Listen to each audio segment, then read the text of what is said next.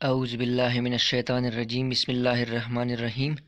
Dear students, आज हमारा chapter first का दूसरा लेक्चर सेल मेम्ब्रेन के बारे में होगा। तो डिफिनीशन से शुरू करते हैं। Cell membrane is thin, delicate, elastic and semi-permeable biological membrane that separate the interior of the cell from exterior. Cell membrane thin, delicate, elastic और सेमी परमिएबल बायोलॉजिकल मेम्ब्रेन होती है जो सेल के इंटरनल एनवायरनमेंट को external environment से जुदा करती है, सेपरेट करती है। सेमी परमिएबल का मकसद ये है कि ये कुछ सब्सटेंसेस के ट्रांसपोर्ट को सेल के अंदर या सेल से बाहर अलाउ करता है और कुछ सब्सटेंसेस के ट्रांसपोर्ट को सेल के अंदर या सेल से बाहर ब्लॉक करता है। सेल मेम्ब्रेन के लिए दूसरी भी टर्म्स इस्तेमाल होते हैं, जिस तरह की प्लाज्मा मेम्ब्रेन या प्लाज्मा लीमा। सेल मेम्ब्रेन के लिए प्लाज्मा मेम्ब्रेन का जो टर्म है ये फीफर ने इस्तेमाल किया था। प्लाज्मा लीमा का जो टर्म है ये प्लावर ने इस्तेमाल किया था। और सेल मेम्ब्रेन का टर्म जो है ये नगीली और क्रैमर ने 1855 में इस्तेमाल किया था। Origin of cell membrane. जब पेरेंट सेल डिवाइड होता है तो डॉटर सेल्स को almost 50-50% cell membrane parent cell से मिलता है। लेकिन जब सेल ग्रो करता है तो गोल्गी बॉडी से वेसिकल्स रिलीज होते हैं और यही वेसिकल्स इन वेसिकल्स का जो मेम्ब्रेन होता है ये मेम्ब्रेन जो है ये मर्ज होता है सेल मेम्ब्रेन के साथ और सेल मेम्ब्रेन का जो सरफेस एरिया है वो बढ़ता जाता है। इसका मतलब ये है कि नए सेल्स को सेल मेम्ब्रेन पेरेंट सेल से मिलता है और सेल मेम्ब्रेन का जो सरफेस एरिया है ये ग्रोथ के दौरान बढ़ता रहता है। थिकनेस। सेल मेम्ब्रेन की थिकनेस जो है ये 7.5 नैनोमीटर रिकॉर्ड की गई है। सेल मेम्ब्रेन का जो नेचर है ये फ्लेक्सिबल और fluid in nature. Cell membrane जो है ये फ्लेक्सिबल और नेचर में फ्लूइड होता है और ये फ्लेक्सिबिलिटी जो है ये यूनिसेलुलर ऑर्गेनिजम्स को इनके मूवमेंट में, इनके लोकोमोशन में हेल्प करती है। Composition of cell membrane. सबसे पहले पढ़ते हैं biochemical composition of cell membrane. Biochemically cell membrane 3 components पर मुश्तमिल होता है, लिपिड्स, प्रोटीन्स और कार्बोहाइड्रेट्स। 2 टाइप्स ऑफ लिपिड्स जो है ये सेल मेम्ब्रेन को बनाते हैं। एक है फास्फोलिपिड और दूसरा है कोलेस्ट्रॉल। फास्फोलिपिड क्या है? फास्फोलिपिड लिपिड की वो कैटेगरी है जिसमें फैटी एसिड और ग्लाइसेरोल के साथ साथ फास्फेट ग्रुप भी मौजूद होता है। जो फैटी एसिड फास्फोलिपिड बनाते हैं इनमें कार्बन की तादाद जो है ये 14 से लेकर 24 तक होती है। लेकिन मोस्ट कॉमन जो फैटी एसिड्स मॉलिक्यूल्स होते हैं जो फास्फोलिपिड को बनाते हैं वो 16 से लेकर 18 कार्बन एटम्स पर मुश्तमिल होते हैं। ये आप लोग देख सकते हैं साइड पे। फैटी एसिड का जो कंपाउंड है, फैटी एसिड का जो मॉलिक्यूल है ये 2 कंपोनेंट्स पर मुश्तमिल होता है। एक है हाइड्रोफिलिक हेड और दूसरा है हाइड्रोफोबिक टेल। हाइड्रोफिलिक हेड का मकसद ये है कि ये वाटर लविंग है, ये पोलर है। और हाइड्रोफिलिक टेल का मकसद ये है कि ये वाटर रिपेलेंट है, ये नॉन पोलर है। सेल मेम्ब्रेन में 4 टाइप्स के फास्फोलिपिड्स जो है वो मौजूद होते हैं। एक है फॉस्फेटिडाइल इथेनॉल अमाइन, दूसरा फॉस्फेटिडाइल कोलिन, तीसरा फॉस्फेटिडाइल सेरीन और चौथा स्फेंजोमाइलिन। कोलेस्ट्रॉल। कोलेस्ट्रॉल ऑर्गेनिक मॉलिक्यूल होता है जिसके 2 पार्ट्स होते हैं, एक हेड और दूसरा टेल। हेड पोलर होता है और टेल नॉन पोलर होता है। हेड को स्टेरॉयड न्यूक्लियस भी कहा जाता है और टेल जो है ये हाइड्रोकार्बन पर मुश्तमिल होता है। प्रोटीन्स। सेल मेम्ब्रेन में 2 टाइप्स ऑफ प्रोटीन्स मौजूद होते हैं। एक एक्सट्रिंसिक प्रोटीन्स जिनको पेरिफेरल प्रोटीन्स भी कहा जाता है। ये प्रोटीन्स जो है ये सेल मेम्ब्रेन के साथ तो टेम्परेरीली अटैच होते हैं। इसका मतलब ये है कि ये डिटैच भी हो सकते हैं। दूसरे प्रोटीन्स जो है ये इंट्रिंसिक प्रोटीन्स जिनको इंटीग्रल मेम्ब्रेन प्रोटीन्स भी कहा जाता है, ये सेल मेम्ब्रेन के साथ तो परमानेंटली अटैच होते हैं। कार्बोहाइड्रेट्स। जो कि 2 to 60 मोनोसेकेराइड्स पर मुश्तमिल होते हैं। 2 फॉर्म्स हैं कार्बोहाइड्रेट्स के सेल मेम्ब्रेन में, एक ग्लाइकोप्रोटीन जो कि कार्बोहाइड्रेट और प्रोटीन से बनी होती है, और एक ग्लाइकोलिपिड जो कि कार्बोहाइड्रेट और लिपिड से बनी होती है। परसेंटेज कंपोजिशन, परसेंटेज के लिहाज से प्रोटीन 60 to 80% मेम्ब्रेन को बनाता है, लिपिड 20 to 40% मेम्ब्रेन को बनाता है, और कार्बोहाइड्रेट 2 to 10% मेम्ब्रेन को बनाता है। स्ट्रक्चर, सेल मेम्ब्रेन के स्ट्रक्चर के बारे में मुख्तलिफ मॉडल्स पेश किए गए हैं। सबसे पहला मॉडल जो है ये लिपिड बाइलेयर मॉडल है। लिपिड बाइलेयर मॉडल गोटर और ग्रिंडल ने पेश किया था 1925 में। उनके मुताबिक सेल मेम्ब्रेन जो है ये सिर्फ और सिर्फ लिपिड बाइलेयर पर मुश्तमिल होती है। ये आप लोग देख सकते हैं, ये लिपिड का एक लेयर है और ये नीचे लिपिड का दूसरा लेयर है।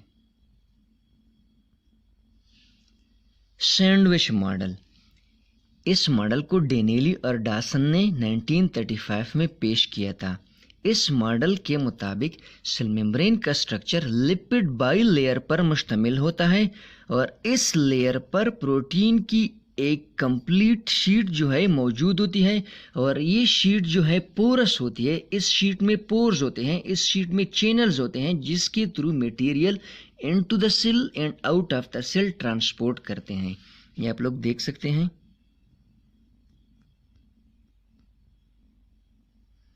इस लिपिड का एक लेयर और नीचे लिपिड का दूसरा लेयर, ये प्रोटीन का शीट है और ये प्रोटीन यूनिट मेम्ब्रेन मॉडल। इस मॉडल को रॉबर्टसन ने 1959 में पेश किया था। इस मॉडल के मुताबिक सेल मेम्ब्रेन का जो स्ट्रक्चर है ये लिपिड और प्रोटीन पर मुश्तमिल होता है। लिपिड बाइलेयर के फॉर्म में मौजूद होते हैं और bilayer of lipid is covered by continuous sheet of protein. Bilayer of lipid के अराउंड एक कंटिन्यूअस शीट प्रोटीन का बना होता है और इसमें पोर्स वगैरह नहीं होते। ये आप लोग देख सकते हैं,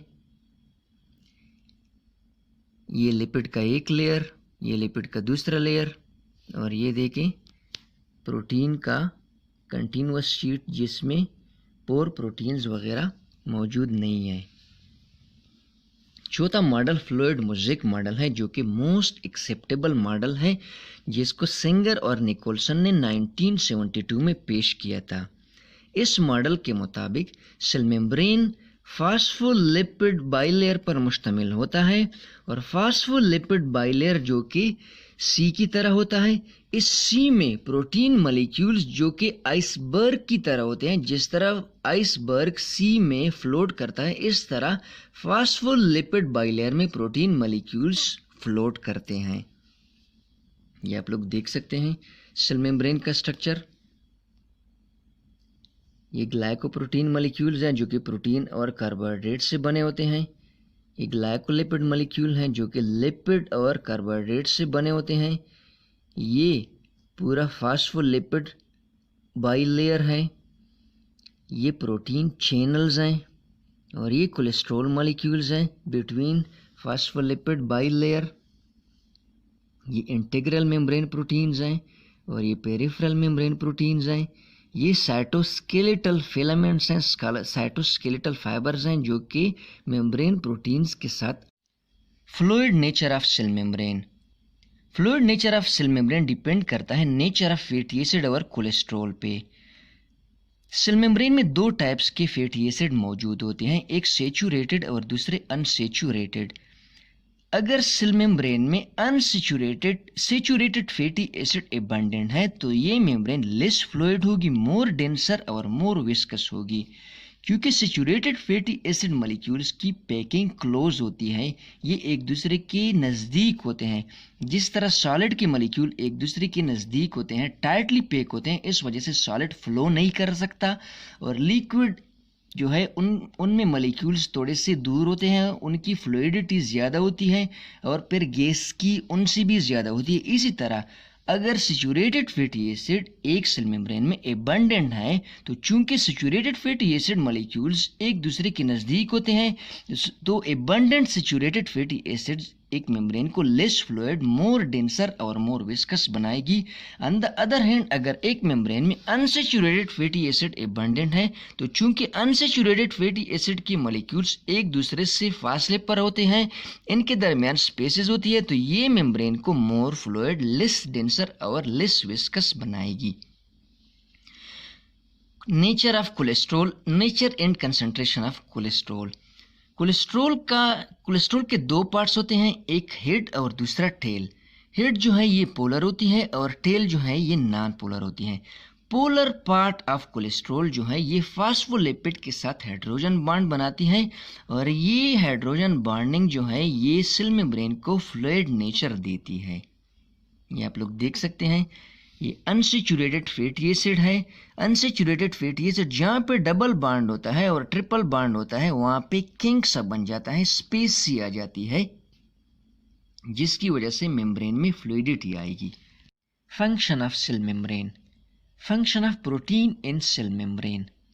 ट्रांसपोर्ट, सेल मेम्ब्रेन में जो प्रोटीन होते हैं, इनका एक फंक्शन ये होता है कि इनके through various molecules like amino acid, glucose, ions और वाटर की ट्रांसपोर्ट होती है। सेल मेम्ब्रेन में दो टाइप्स के ट्रांसपोर्ट प्रोटीन मौजूद होते हैं। नंबर 1 चैनल प्रोटीन, जिनको पोरीन भी कहा जाता है और पोर प्रोटीन भी कहा जाता है। ये वो प्रोटीन होते हैं जो सेल के एक्सटर्नल और इंटरनल एनवायरनमेंट को एक साथ ओपन होते हैं और मॉलिक्यूल्स की डिफ्यूजन अलाउ करते हैं into the cell and out of the cell. ये प्रोटीन मेम्ब्रेन में एम्बेडेड होते हैं। इन प्रोटीन की शेप फिक्स होती है और ये सिर्फ और सिर्फ पैसिव ट्रांसपोर्ट को अलाउ करते हैं। For example, transport of sodium, chlorine, potassium ion through sodium, chlorine and potassium ion channels. ये आप लोग देख सकते हैं प्रोटीन चैनल्स।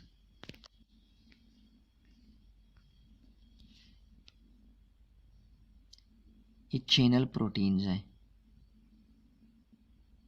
और ये दूसरे कैरियर प्रोटीन्स हैं। कैरियर प्रोटीन्स,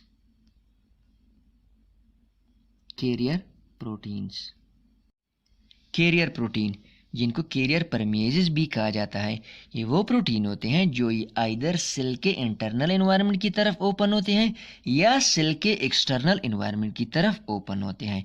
इनमें दो गेट्स होते हैं, एक आउटर सेल के एक्सटर्नल एनवायरनमेंट की तरफ और एक सेल के इंटरनल एनवायरनमेंट की तरफ। इनमें स्पेशल बाइंडिंग साइट्स होती हैं जिन पर कैरियर सब्सटेंस फर्स्ट बाइंड होता है और फिर ट्रांसपोर्ट किया जाता है। इन प्रोटीन की शेप जो है ये फिक्स नहीं होती, ये चेंज हो सकती है, ये चेंज होती रहती है। ये प्रोटीन मटेरियल के पैसिव ट्रांसपोर्ट को भी अलाउ करता है और एक्टिव ट्रांसपोर्ट को भी अलाउ करता है। Example, sodium potassium pump. Transport के अलावा सेल मेम्ब्रेन में ऐसे प्रोटीन्स भी होते हैं जो कि एंजाइमेटिक इन फंक्शन होते हैं, जिस तरह के एटीपीएजेस हो गए, मल्टेजेस हो गए और लैक्टेजेस हो गए। इसके अलावा कुछ ऐसे प्रोटीन्स भी होते हैं जिनको सेल सरफेस रिसेप्टर्स कहा जाता है। सेल सरफेस रिसेप्टर्स वो प्रोटीन्स होते हैं जो हार्मोन्स, न्यूरोट्रांसमीटर और साइटोकाइन्स जैसे केमिकल्स को रिसीव करते हैं। सेल एडहेशन, कुछ प्रोटीन्स एडहेसिव इन नेचर होते हैं, जिस तरह के इंटीग्रीन, सेलेक्टिन, केडेरीन। यही प्रोटीन्स जो हैं ये दो सेल्स को आपस में जोड़े रखते हैं। सेल टू सेल रिकॉग्निशन, कुछ प्रोटीन्स ऐसे होते हैं जिनके थ्रू सेल्स जो हैं ये रिकॉग्नाइज किए जाते हैं, जिनके थ्रू वाइट ब्लड सेल्स जो हैं ये एंटीजन को या फॉरेन सेल को रिकॉग्नाइज करती हैं। सिग्नल ट्रांसडक्शन, जिस तरह का अभी हमने पढ़ा, साइटोकाइन्स वो केमिकल्स होते हैं जिसके थ्रू एक वाइट ब्लड सेल दूसरे वाइट ब्लड सेल को सिग्नल करता है। यही सिग्नल ट्रांसडक्शन, सिग्नल रिसेप्शन जो है ये भी सेल मेम्ब्रेन प्रोटीन्स के थ्रू होती है। अटैचमेंट विद स्केलेटन, साइटोस्केलेटन के जो फाइबर्स होते हैं, साइटोस्केलेटन के जो प्रोटीनेशियस फाइबर्स होते हैं, वो फाइबर्स भी सेल मेम्ब्रेन प्रोटीन्स के साथ अटैच होते हैं। Carbohydrate function. कार्बोहाइड्रेट जो है ये या तो ग्लाइकोलिपिड के फॉर्म में मौजूद होता है या ग्लाइकोप्रोटीन के फॉर्म में मौजूद होता है। सेल सरफेस मार्कर, ये ग्लाइकोलिपिड और ग्लाइकोप्रोटीन एक सेल के सरफेस को मार्क करती है, जिस तरह के MHC प्रोटीन्स हो गए। यही मार्कर जो एबिलिटी है, यही मार्कर जो प्रोटीन्स हैं, ये वाइट ब्लड सेल्स को इसके एबल बनाते हैं कि ये फॉरेन एजेंट, फॉरेन एंटीजन को रिकॉग्नाइज कर सकें और उनके खिलाफ इम्यून रिस्पांस इनिशिएट कर सकें। इसके अलावा ग्लाइकोप्रोटीन और ग्लाइकोलिपिड जो है ये हार्मोन रिसेप्टर साइट के तौर पर भी इस्तेमाल होते हैं और इसके अलावा ये नर्व इम्पल्स भी रिसीव करते हैं। इसके अलावा मेम्ब्रेन ग्लाइकोलिपिड और ग्लाइकोप्रोटीन के थ्रू रिसेप्टर मीडिएटेड एंडोसाइटोसिस भी हो सकती है। Function of membrane lipid, non polar molecule जो हैं जिस तरह की ऑक्सीजन और कार्बन डाइऑक्साइड, ये मेम्ब्रेन के लिपिड पोर्शन में डिजॉल्व होकर ट्रांसपोर्ट की जाती है और इसके साथ साथ water due to its small size, ये भी फास्फोलिपिड मॉलिक्यूल के दरमियान जो स्पेस होती है इनके थ्रू डिफ्यूज हो सकती है। Thank you for watching. Please subscribe the channel and share the video.